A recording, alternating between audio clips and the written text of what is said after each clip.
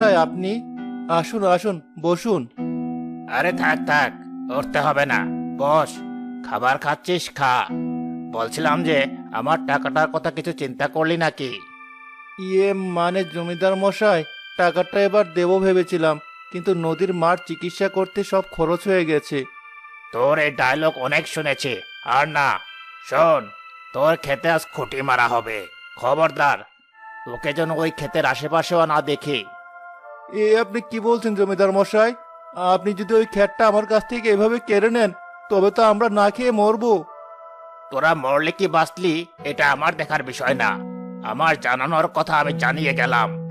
এই, তোরা এখনই ওই ক্ষেতটাতে খুঁটি পুঁতে দিয়ে আয়। আর নজর রাখবি ওই বেটা যেন ক্ষেতের আশেপাশেও না ভেরে।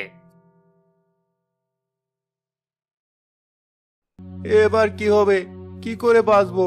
এবার যে আমাদের না খেয়ে নির্ঘাত মৃত্যু হবে। বাবা, তুমি এভাবে ভেঙে পড়ো না। যদি এভাবে ভেঙে পড়ো তাহলে তো তুমিও মায়ের মতো অসুস্থ হয়ে যাবে। আর তোমার যদি কিছু হয়ে যায় তাহলে আমার কি হবে বাবা?